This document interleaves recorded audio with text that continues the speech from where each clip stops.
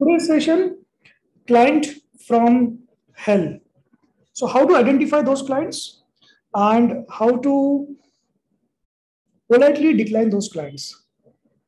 So in your business, in your practice, either you are in some entrepreneur business or medical practice, physiotherapy, nutrition, or psychology practice.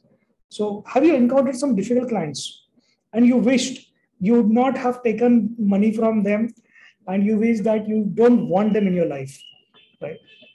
So there are 16 diagnostic factors to decide if a client is from hell. And all those 16 type of people, any of the things if you see, you should evaluate whether you really want to take up a client. Because when you take up a client, you want it to be fun filled. Objective is not to earn money. Objective is to earn money by helping someone and have fun. Enjoy the work. So if the client is good, you will enjoy.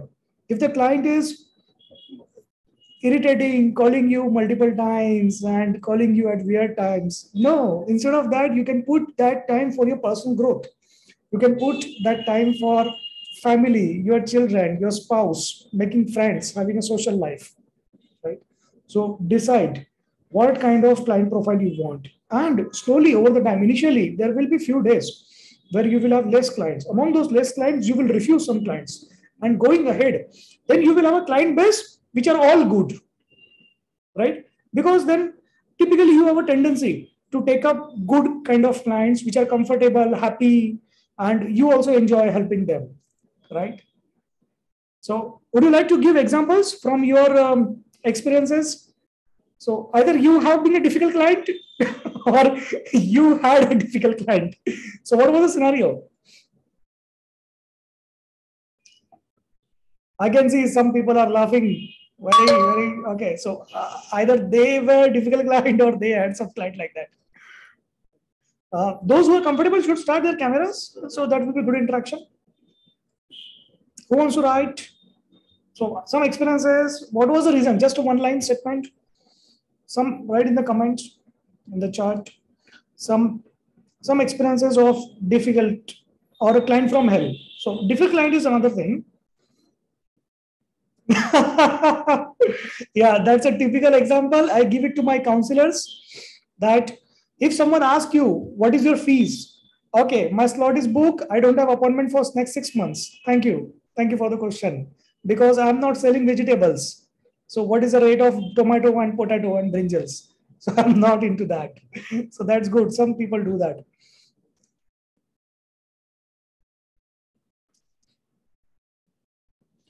Okay.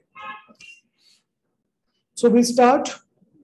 There are some clients who, number one, during their first call, they will ask, the first question only is that, what is your fees?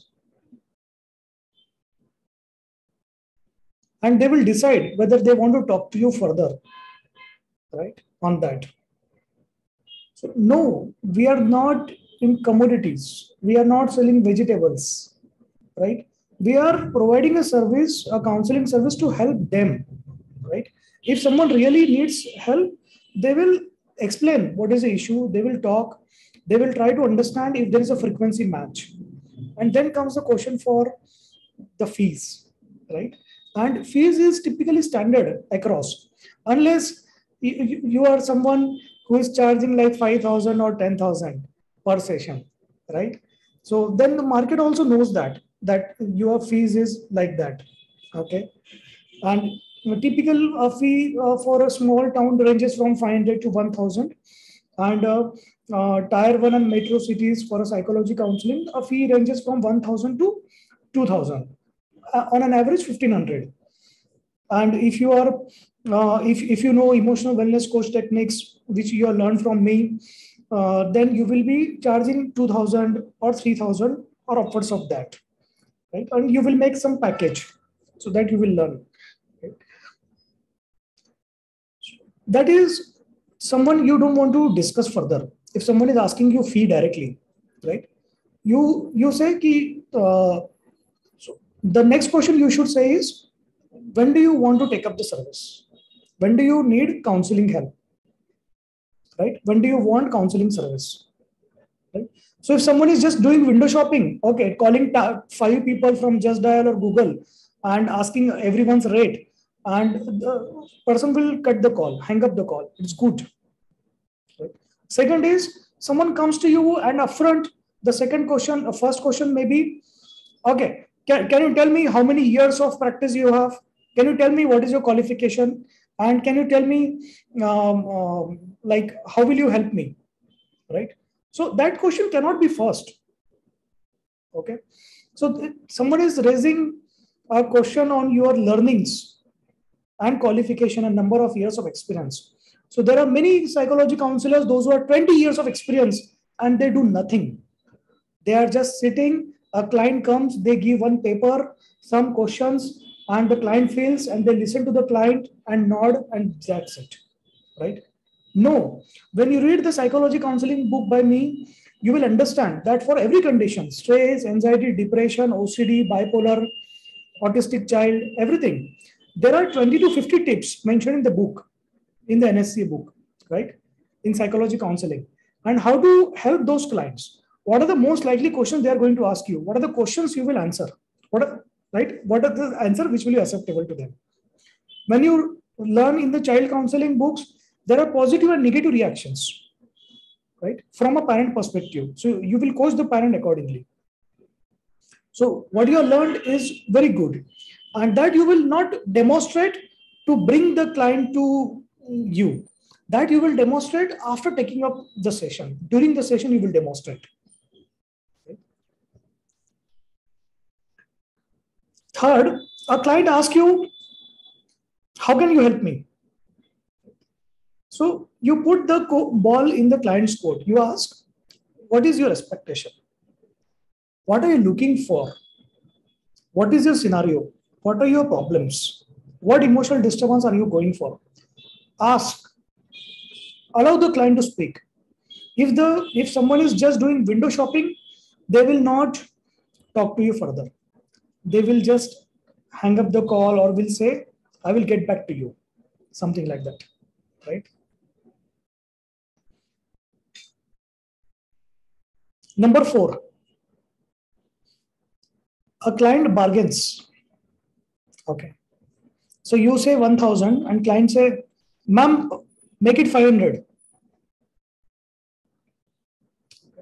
So no problem. So you say, no problem. I will give you, you can search on Google. There are free services available. They are equally good. And there are counselors who charge less than 500 also. There are counselors who charge 100 rupees also. You can check their qualification. You can check their training and then you can evaluate. What I have learned is very good and I put my efforts while helping my clients. And if you need my help, I will charge what I think appropriate. You can choose to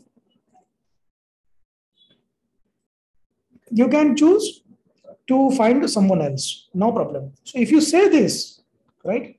So even if they find a client rupees 500, 1,000, 1,500, they will come back to you. Do not negotiate. Never negotiate the fees. Okay, no bargaining. Whatever I think I will provide best my service, I'm charging, I will charge that. Okay. There are people who do free also. There are counselors, NGOs who do free also. You can search on Google, no problem. And have some numbers in hand also, which you can share with someone if you want. Okay. But don't engage in the fight. Okay. Don't engage in the argument. Just say politely and direct them to someone else. So make a client from hell. These are people who descend from hell. Okay. And you don't want them to descend in your life. So refer it to some others. Okay.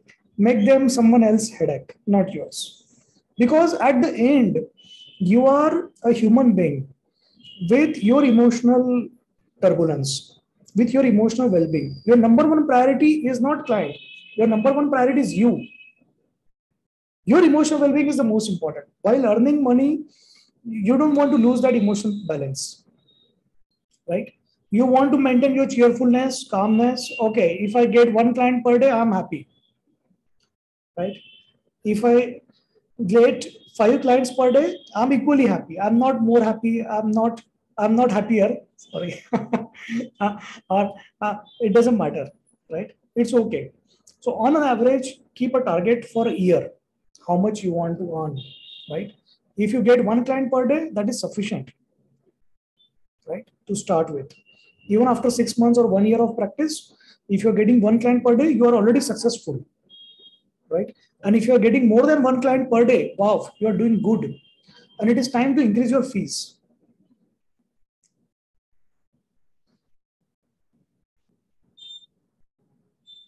So how to increase the fees and how to get the client come to you again. That is also mentioned in my book in psychology counseling course. For every, so there is a different script for different conditions, different type of clients. Next is the client tell you, you give appointment to the client, right? And the client says, ma'am, I cannot be available at this time. So you give a flexible range then. You ask, okay, so this is a time slot available for me now on this particular day or this day, and choose. So I'm available Monday and Tuesday, 11 to 1, right? So which one is comfortable? If the client says there is office and something, okay, tell me what is your comfortable timing. So if it is mutually convenient, it's okay. But if the client says, no, I can talk to you only after 9 p.m., but 9 p.m. is your dinner time, family time, resting time, or a TV time, or a study time, you don't want that. Okay. So you need to evaluate, do you want that 1,000 rupees and you want to compromise on family time? No, I would pay 1,000 rupees to that client to go somewhere else and waste someone else's time, right? And not mine. There are some, next is, there are some clients who will tell you, okay, I will pay you the money and whenever I'm free, I will talk to you. This client lives in the hell and wherever goes makes life hell, right? Means that person has purchased you, right? That person thinks that not taken up the counseling service for 1 hour, but purchased your life completely. So they will call you anytime, any hour, right? Most of the times that discussion will go something else, right? You should absolutely avoid such clients who say that they will pay the money and they will talk to you anytime.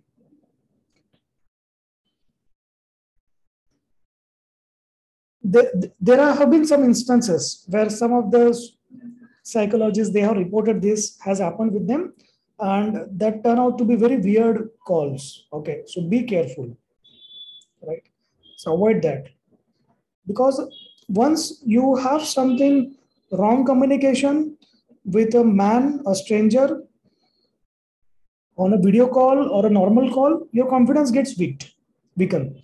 You don't want that, right?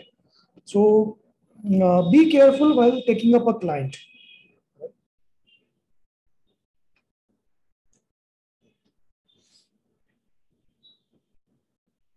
Have you seen some people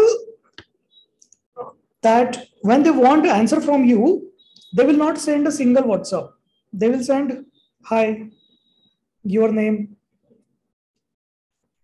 hi, Anusha, one line, second line, third line, then question mark, and then question mark, right? So 6 times it will ring, and it is 10:30 p.m. in the night. Okay. Even if it is not a client, number one step is mute the notifications of that person. And if it is a client, do not take up, right?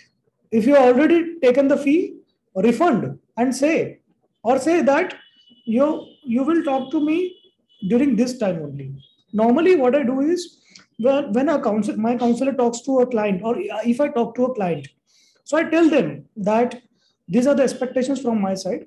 These are the times I'm available, and you are allowed to call me only during your appointment. You are not allowed to call me even if you decide to pay me 50,000 rupees. You are not allowed to call me outside my working hours. You are not allowed to WhatsApp me after 5 p.m. I'm very strict on that. Okay. Because I don't want to get disturbed because of all those things, right? So it's not that because I have a lot of clients now, I do it. This policy was there since the beginning of time, since 15 years, when I used to go to client's place to take up the counseling sessions. So I used to tell them that these are my working hours, these are my calling hours, and these are my SMS hour. That time WhatsApp was not there. Okay.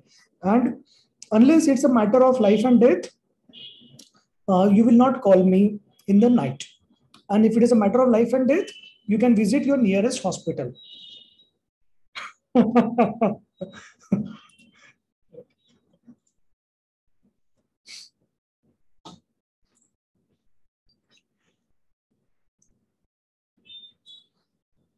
But even after explaining this to the client, there are some clients who are like extremely anxious, okay, and they are unable to understand. So better is to have a separate handset and mute the notifications or start the focus mode. If you are single handset with two WhatsApp, then you can use the focus mode.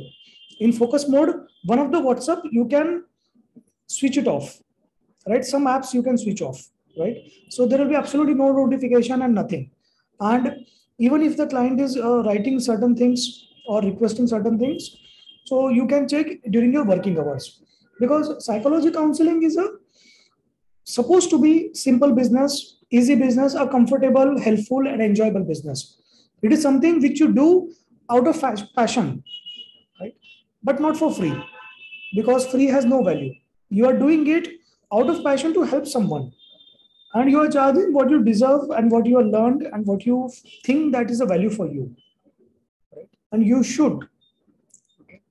And do not negotiate. If someone is your friend, if she negotiate, okay, if she negotiates, what will you say to your friend? If your friend says that, okay, your fees is 1,000, because I am your friend, I will pay you 500. What will you say? Write in the chat. What will you say then? Interesting answer. If someone gives me interesting answer, I will mark you my favorite. I do that. So I have very systematic WhatsApp tags.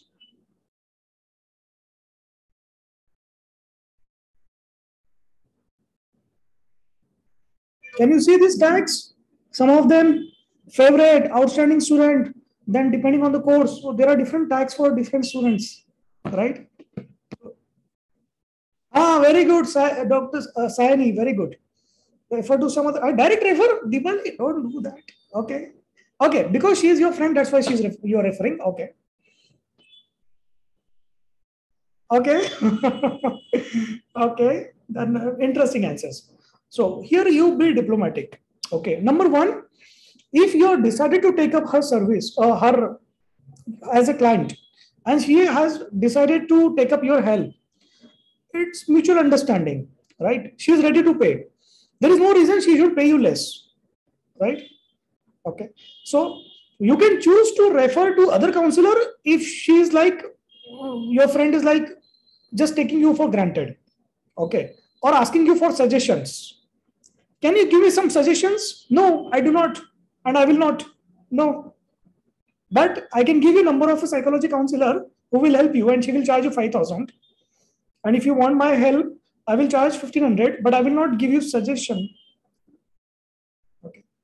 And if she says that, hey, you are my friend now, can you reduce for me? Yeah, yeah.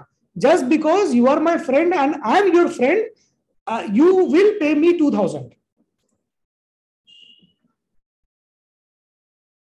Thank you. And very good. Because you are my friend, just transfer the money right now and make it 10,000 for 5 sessions. Do it right now. Take my Google Pay.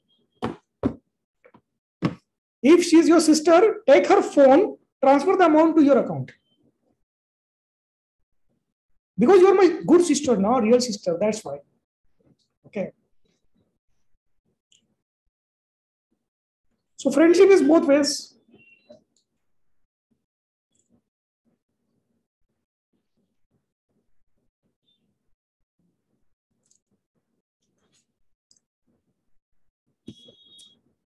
So Do not share worksheets. Okay, in marriage counseling, you get relationship test, couple activity, and all those new syllabus, right? So do not share with the client. These are copyright material which you will not get anywhere, right? So as an NHCA student, you are getting that benefit. All the 30 relationship tests for finding out whether it's respect, love, encouragement, compatibility in marriage, and all those things. Then there are more than 100 couple activities in the new syllabus for August exam batch, right? And uh, don't just send them and tell them do on your own. No. So it is should be with you, and you should do that. Ask the client to do in front of you and help them evaluate, right? And give analysis. And then do your counseling based on that.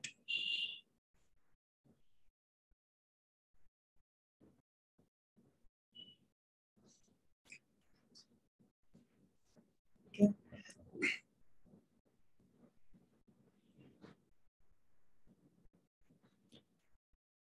So,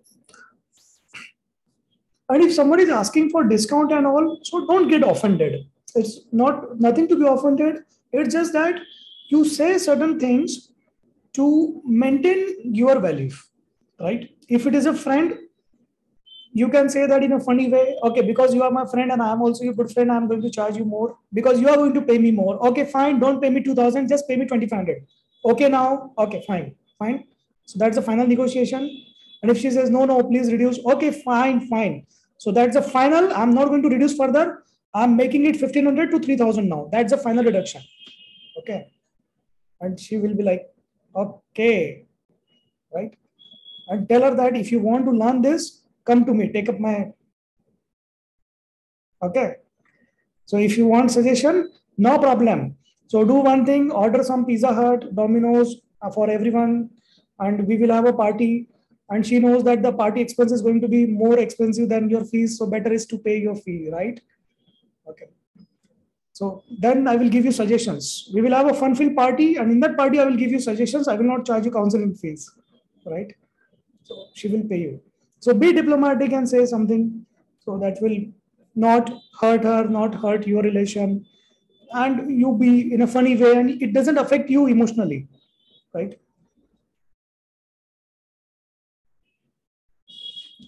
Suvidha is asking very good question.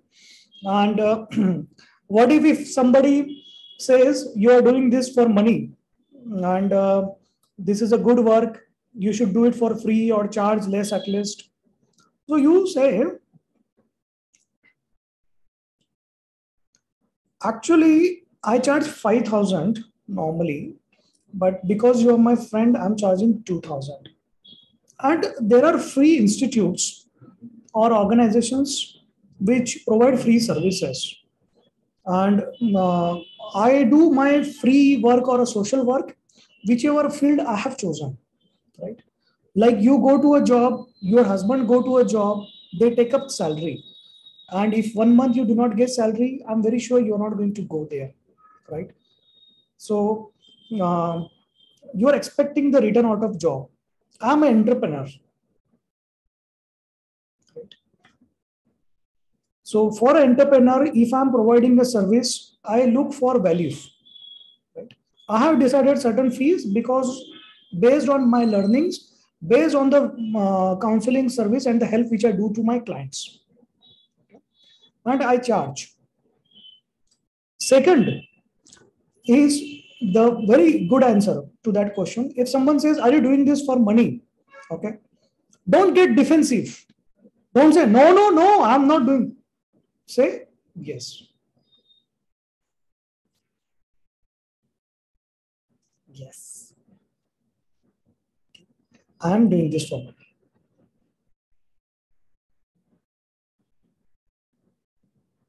No need to explain, right? I will give you an interesting example. Around 10 years back, I went for an interview, right?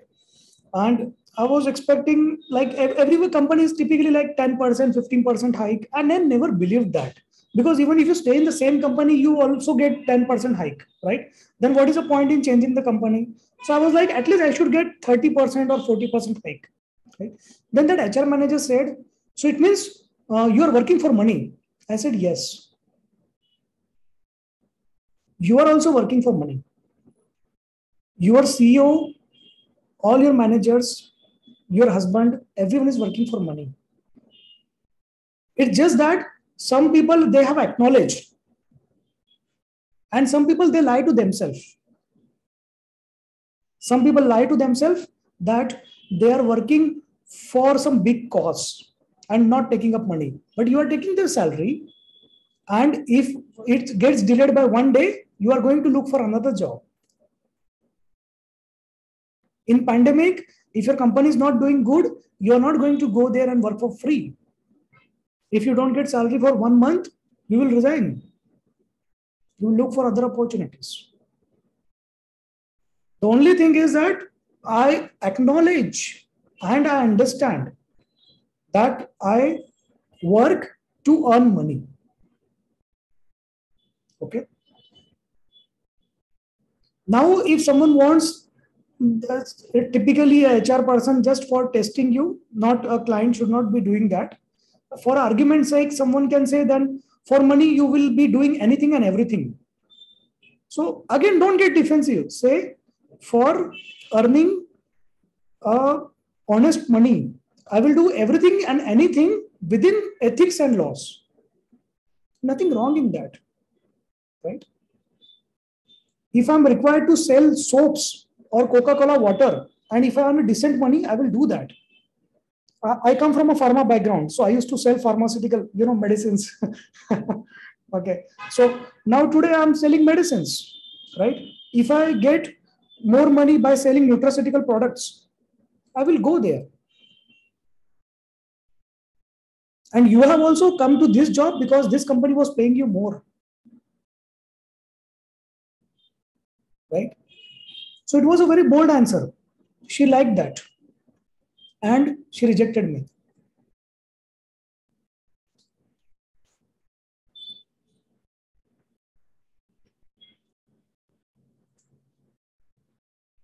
Obviously, eventually I got other next job. No worries. But I get Richa Singh, interesting answer from Silvasa. I'm working for satisfaction. So next time Suvida is going to use this answer for her to her principal. When she's going to her school director and she will ask, "Ma'am, I want to become principal." Right? Wow, Suvida, try that. Okay. So I'm working for satisfaction. Richa Singh is saying I'm working for satisfaction, but I get it only when I will be getting good role as well as money. Yeah, that's good. Wow, that's good answer. Good, good. Okay.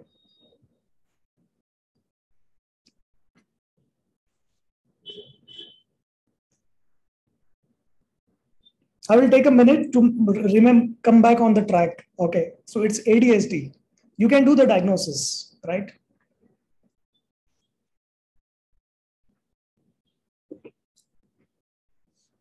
Okay.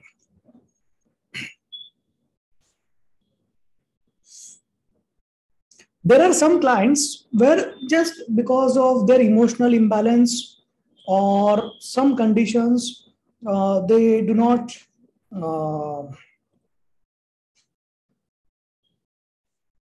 get along with you, or because of your personality style, or because of their personality style. There is some mismatch or a frequency mismatch, right? And every time there is a argument. Okay, so you were supposed to do that, right? And you did that. So if a client comes to that level of discussion, it is time to separate it. Okay. So, but don't spoil the work which you have done. Okay. Don't spoil the relation.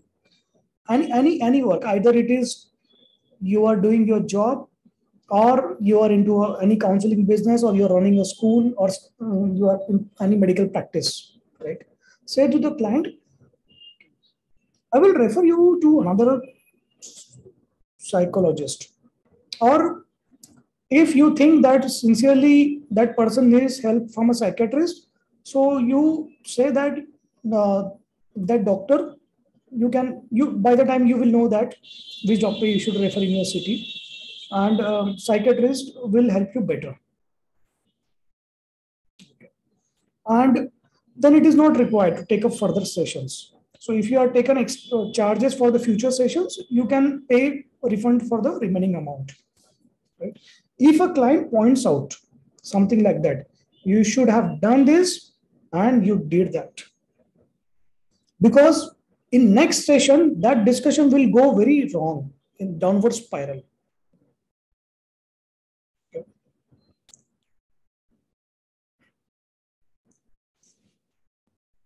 Now, many people, they do online counseling, right? I always prefer online counseling because it is a low cost for the client as well as you. You don't need a your office setup, electric bill, receptionist, rent, all those things zero, right? What you just need is a Google Meet or a Zoom free account. Wow. But then there are some clients, they ask you, ma'am, where do you live? So answer has to be the city, right? So you will say, I live in Mumbai, whichever city you are in. So answer need not be the address, okay? Or broadly, if you want, you can tell that, but not required, right? You tell the client that I live in Mumbai, but counseling I do online only, and I do not meet in person, right? The discussion has now and switched to directly. Now tell me what is the trouble you are going through? What is the emotional disturbance you are having? What are the emotions you are having? Right? You change the discussion. If someone is very adamant and asking your address, I will call you later. I'm getting another call. I will talk to you.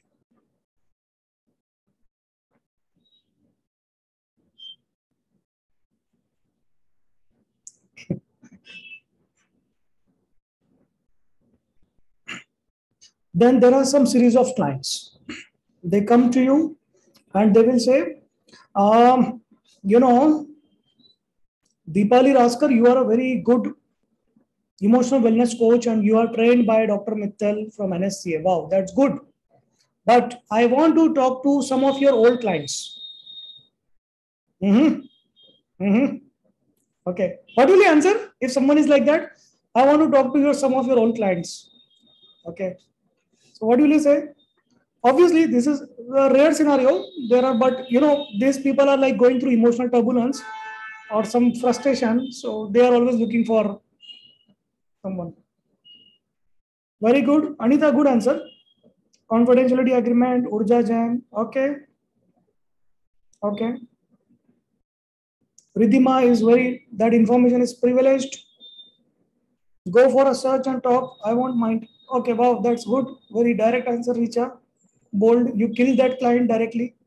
Visit my website. I don't disclose. Very good. Very good. Go through the reviews. Yeah, in reviews, you will get the name of the clients. Okay, okay. Wow, that's great. Yeah, that's a good answer, Anita. Okay. So in that, there are two approach. Okay. One is if there are other questions also, wherein the diagnosis is the client is coming from hell. Okay, forget the other diagnosis. Okay, you don't care now, right? So then you say, I will talk to you. I will call you, or I will email you my client list.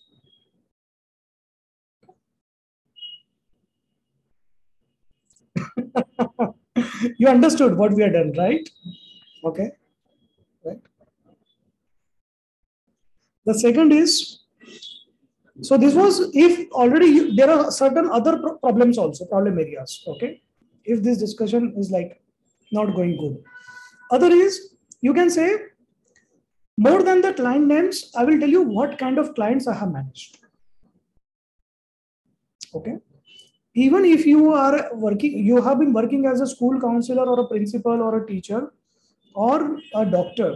So you have certain experience as helping some people. either children or parents or other teachers, right? So no need to mention that component who is your client base, but you can say which kind of conditions you have helped, right? So I have been helping people since this years, 5 years, 15 years, 2 years, 1 year. And I help your clients with anxiety, stress, depression, OCD, and some of the things. And my clients very give good review. So what you have done is you have taken up a negative question and given a positive answer and converted that client, right? So this tactic you can use if it is like some clients are like very naive. They don't know what to talk. Okay, right? So if they ask about your client base and what is your review, okay. Sometimes there was a very good, interesting one surgeon. Then there was one patient, emergency surgery, and the patient's wife asked him, "Sir, what was your percentage in your MS surgery?" Okay, right. So then that surgeon was like, "Okay, okay, fine." And then that surgeon wrote to MCI asking that what should be the good percentage for a good surgeon, and what how many surgeries the surgeon MS surgeon has to do to get qualified as MS degree. Okay, so that MCI replied him politely that passing is the good percentage, and because it is itself is a tough, and what we look for is the practical learnings. And the second question, very interesting answer. So how many surgeries are required to get MS degree? So answer is okay. So technically a surgeon can score 90% in MS surgery and have done a zero surgery and become a surgeon. Wow. Right? So a hypothetical scenario probably. So you can give such examples, right? Your discussion has completely changed. The client has forgotten what was the question. And client is probably already liking you. Now it is time to say, this is my Google Pay number, just transfer the amount. We'll start the session from tomorrow. And at least I will take 5 sessions for you. And in next days or 10 days, 5 sessions will be there. Okay. Another. Now we have talked of reviews. So Anita has talked of review, a good tactic, but you have to be careful, right? A client who previously gave a good review can convert the review to bad review. There are some clients who use reviews as a controlling feature to control you. They will say, "Ma'am, you have to talk to me right now. Ma'am, you have to reply to WhatsApp, otherwise I will give bad review." Okay. Do you want them? Okay. No. Number two, do you want reviews? Right? So reviews can go both directions. And you don't need endorsement by 10 different people. Okay. So if you know that you have helped the client has appreciated you or thanked you, and you know that there is a change, demonstrable change in the emotional well-being of the client, that gives you confidence in yourself. You don't need any stamp, you don't need any approval, okay, that you are the best. That confidence comes from inner self. You can talk to a next client, you can talk of case studies, you can talk of 10 scenarios which you have managed and handle different clients without disclosing the client name, right? And that should be sufficient, right? There are people who do not capture the reviews. There are people who capture reviews but still have less clients. There are people who capture reviews from their friends and families. There are people who capture reviews from their own accounts. Wow.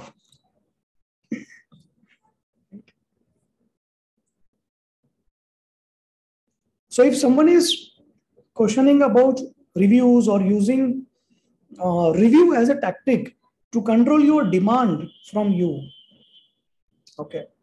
So the only diplomatic solution in such case is to talk to that client, resolve the immediate scenario. What is the problem? There is no other option. Okay. And to politely get away from the client, have a separation. Okay.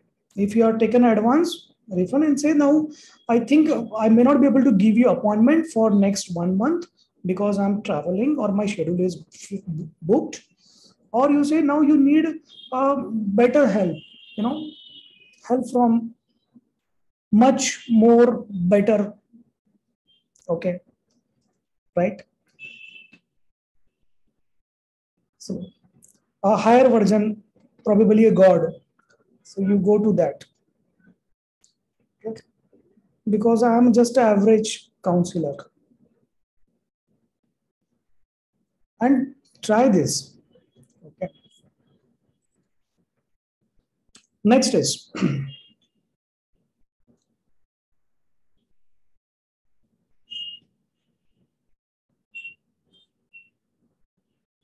okay. Yushida is laughing so loudly. It looks like she's talking from her personal experience. Okay. So she's translating my words. So what she's hearing is only God can help you. Please get out.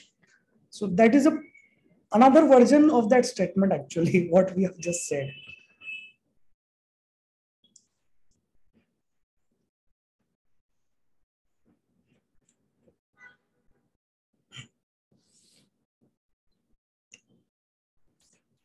You decide that you are going to take 5 sessions with the client, okay, over next 10 to 15 days or 1 month. And after first session, the client says, I'm not feeling good. You're not done your good work. So to avoid that, there are two things. One is you avoid that. So before you take up the client, you explain. First, you understand 15 minutes what is the issue and decide what you want to do. And second, you explain that this process will take time. 6 months, 3 months, 1 year. I don't have magic. Okay. I will help you and we will go as per the process. Initially, for first 1 or 2 sessions, you may feel 10% effect or you may not feel at all. Right? After 5 to 10 sessions, you will start feeling the effect because there is a threshold. You are here. And this effect, positive effect is visible here only. And when you reach 10%, you may not feel the benefit. 20%, no benefit. 40%, you will see that, okay, you are feeling something good, but not so good. When you reach 50% threshold, that is the time you will sense that you are also feeling good. And your people surrounding you will start feeling or seeing changes in you. Right? So you explain this to every client while you sign up. Okay, now it is time for someone to share some of their funny stories about their difficult clients or clients from hell. Then we will try to answer. It can be like either your employer, employee, or a manager, or uh, some, if you have school, some difficult parent, or if you're a doctor, then difficult client, psychologist, difficult client, right? So why this is important, most of the hospitals, you see that many times they undergo a lot of litigations and trouble and emotional disturbance, and the clients create ruckus. Okay. And because of the lack of communication and because of lack of selection of client, right? There are some hospitals which are very, especially small or medium-sized hospital, they're very careful. When some difficult case comes to their hospital, which they are not equipped to manage, they will not misadventure. They will refer, right? And there are some mid-sized hospitals, they will take adventure. Any case they will take. Then there are issues, right? Similarly, psychology business is like that, right? You have to take care of two things. One is your emotional well-being. That is the number one priority, right? So while helping someone, you don't want to become insane. And you don't want to become a client yourself, right? And Second is uh, you don't want issues. You want a safe, comfortable practice. You don't want difficult clients, right? Because in psychology business, all type of clients come. Some are extremely emotionally disturbed, but good. Some are may not have a difficult scenario, but they create difficulties around themselves and everywhere they go. Right? Mr. Bean is funny in TV, but if Mr. Bean comes to your life in real life, will make your life hell. So you don't want Mr. Bean in your life. You want Mr. Bean on TV only, just for fun. Okay, right? So be careful which kind of clients you manage. Yeah, anyone wants to share? There a funny story. 2 minutes will end them. One funny story. Either you are a school owner or a principal, and you had a parent who had completely different demands or scenarios, or a doctor or a psychologist, or you have an employee, or you are an employee and your manager has some expectations, or that your manager comes from hell. Wow, that's great.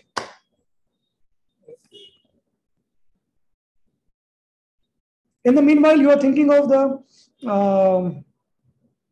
your scenario, funny case. Will answer this question. Dr. Lily is asking. She is a gynecologist and also an emotional wellness coach trained from NHCA and fellow psychology counseling. And I think marriage counseling also she has done. Right, Dr. Lily? And the question is, should we get the consent before we start sessions? So as in medical practice, the same principle applies in psychology, that it's implied consent. When the client has come to you, the client has talked to you on phone, either they call, you call, doesn't matter.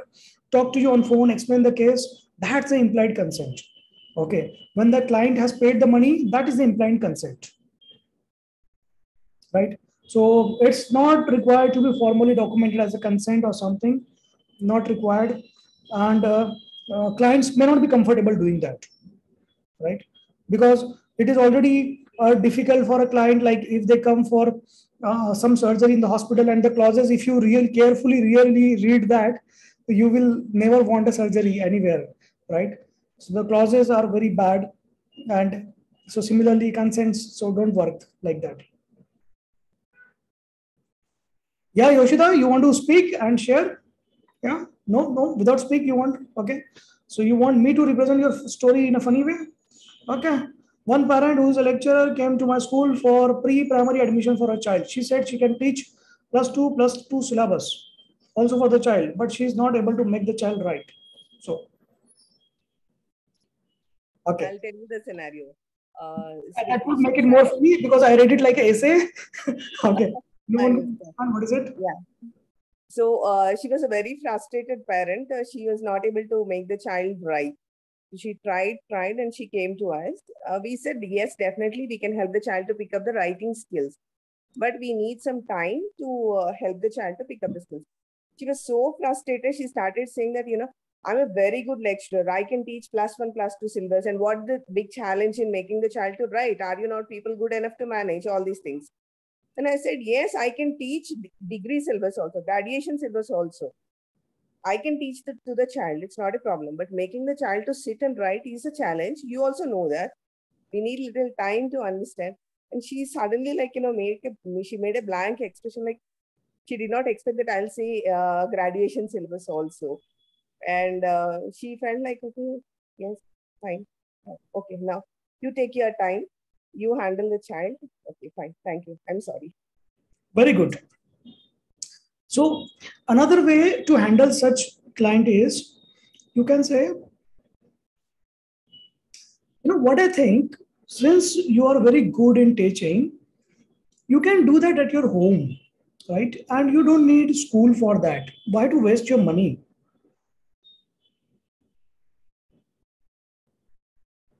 Okay. No need to say sorry. Okay, because it is not your mistake. You are skillful. You have been helping students learn since 15 years, and you trust yourself. Okay, you don't need to prove to someone else. If she wants to prove herself that she can teach her child how to write, Actually, that's a good idea. Why you waste money on all those schools and all fancy things? Not required. You can continue to help your child learn that. Right? If someone is like, if she is like, no, I want someone else to do that. So you say, okay, I will give you one number for some extra classes or tuitions, right? And or you can try on Google. There are some people who do that magic. There are some people who are magic. They can do it in 5 days or one day. But I'm a slow teacher, and it will take me 3 months or 6 months. Okay, so you are not making an enemy. You are maintaining your emotional well-being, because when you fight with someone, you are also disturbed. Okay, so you don't want to get disturbed, and you don't want to disturb other person also. So you say certain things that will maintain the balance, especially your emotional well balance. That is the number one thing. And what she wants to hear is that she wants to hear a stamp. She wants Yoshita's stamp that she is the best teacher. She can give her that stamp. Make her happy.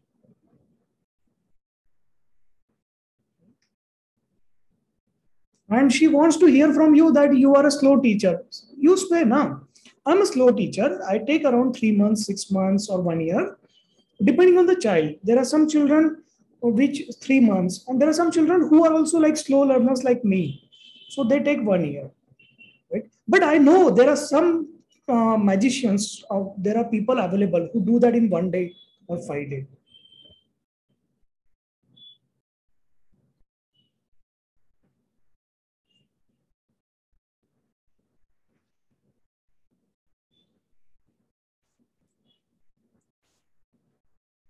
How many of you like this? Like the answer? You can write in the chat if you like the answer.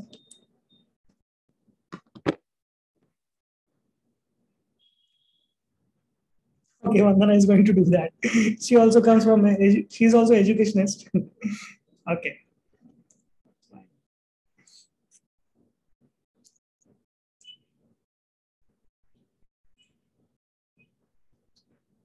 Next, should we end? I know you just want to hear something fun-filled out of your whole day of boredom and hard work and struggle-full life. This 1 hour is your escape, where you come and enjoy, right? And you feel good. Wow, that is the approach, and that's the approach students come, and that's the approach mentors also come here. So yes, Vandana has one case. Yes, sir. Sir, as she ma'am told, na, similar way happened in my PTM few days back. As I'm taking care of class 10th is more.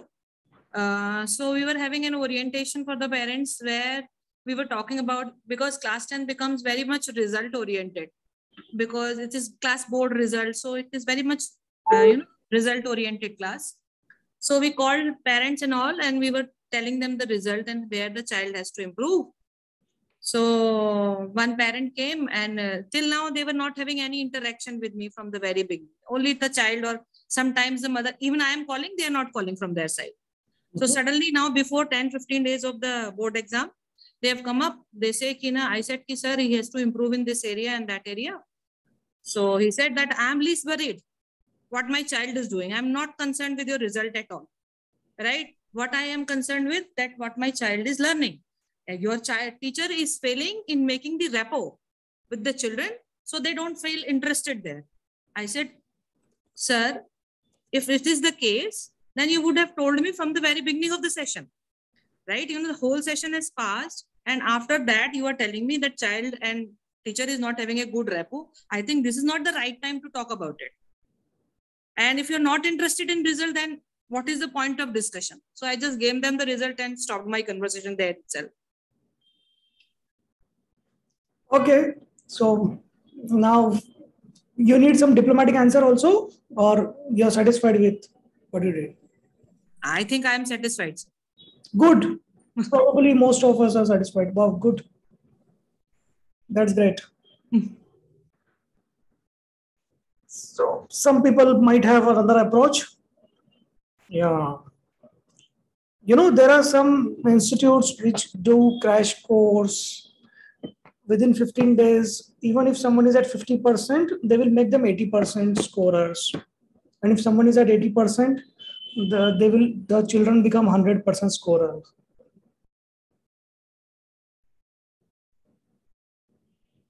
But I take time. I take whole year because I'm a school. I go as per my syllabus and I look for all the children, right? And there are some crash course institutes who want to take advantage of 15 days crash course. Maybe you can try that. But anyways, good, Vandana. Okay, everyone, storytelling.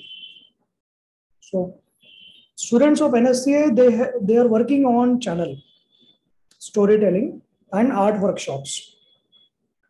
I'm sending you the email ID. You can record your story, or if you are an artist, record your artwork or the story behind. Every artwork has some story which you only know. You can show that artwork and discuss the story, or if you want to talk of how that art was done, or you want to do a demo or video of what artwork you are doing, right? This is an art video. Second can be the storytelling video. The stories can be Panchatantra, moral stories, some CBSE book stories, or some scientific stories, fictional stories, learnings, morals, inspiring stories of famous people, entrepreneurs, something like that. Okay. And this goes on the channel. This channel is growing slowly, 100 subscribers every day. So in a year, how much? Good number, right? And on that channel, this video will go with your title, with the title of the story, whatever title you want to give, your name, and hashtag psychologist or hashtag marriage counselor. So on Google, when someone is searching for marriage counselor or psychologist, they will find your name and your story. Put maximum stories, right? We have the live sessions also, 9 to 10 a.m. every Sunday we meet, and some of the people are regularly live recording the sessions and submitting the stories. There are some people who send the story by email and that is uploaded. This storytelling project is for giving recognition to the students. So story by psychologist, your name. Story by marriage counselor, your name. You like it? So when children look for story or parents look for some story to tell to their children, right? Or for their children to watch. So they would prefer that story to be told by a psychologist, to be told by a child counselor, school counselor, marriage counselor. You like that idea? So work on that. Preferably, correct. So mythological stories will also do. Yes, there are a lot of learnings in mythological stories. Good idea. Okay. So you record and email with that everything. So what you will email, you will remember to attach the file, right? The subject has to be the story title, your name and your title. So your title is small, psychologist or psychology counselor, child counselor, marriage counselor, any one title, one story, one title. Right? Send the single mail and YouTube channel manager will upload that. Okay. And you will get the link for that. You can share. And everyone right now, please click on this link.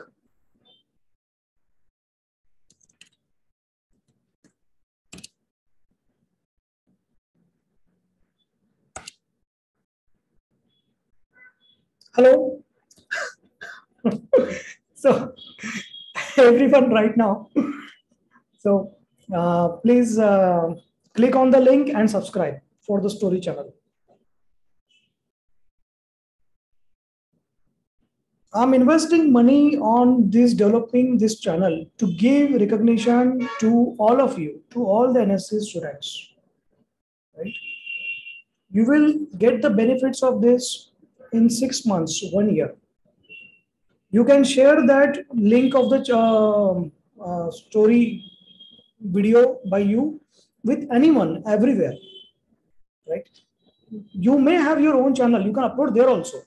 But if your client see that you are uploading your story on your own channel, there is a less impact. When the client sees your story is being uploaded on third party channel, there is a good impact. Okay, and remember the title, what you get in that story, right? So you will share on social media, Facebook, WhatsApp status, on your groups, everywhere you can share the stories, right? So that will bring good recognition to all of you. So NSCA channel is separate, storytelling channel is separate. On NSCA channel, we host webinars and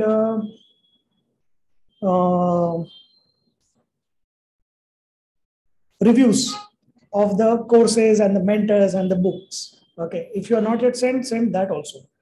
And on storytelling channel, we send the we upload stories by you students,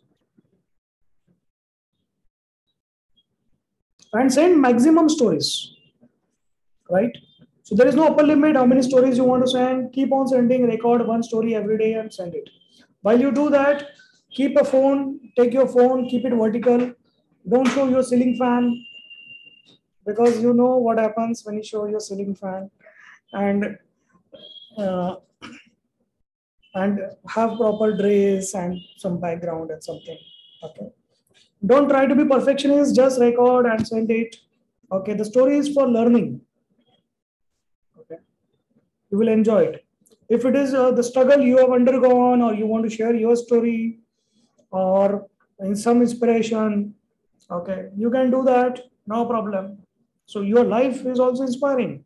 Don't forget that. Okay. So without sounding narcissist, you can tell your story, right? With the objective of inspiring people. So make a plan every week. Everyone send a story. It will be uploaded. Just imagine around 40 to 50 stories in a year. If there is a 40 to 50 story by your name, and anyone searching by psychologist or marriage counselor in your city, they will see your name on YouTube and on Google, right? And you can put the story title, whichever attracts you. So the subject name or the title of the video will be the story title, your name, and your title. So your title can be counselor, psychology counselor, child counselor, marriage counselor, everything. Okay. Again, sending it story.cogwillpower@gmail.com. story.cogwillpower@gmail.com. If you're an artist, so send your art videos. You can promote your art for there on the channel. Even if your objective that you want to sell your art, it's okay. Don't talk of the pricing there, but you can talk your name, start with your name, and then show your work. Okay. And if you are telling stories, again, start with your name and start with the story. Right? So how to start the story? It will be your name, then the title of the story, and continue the story. And remember to smile throughout.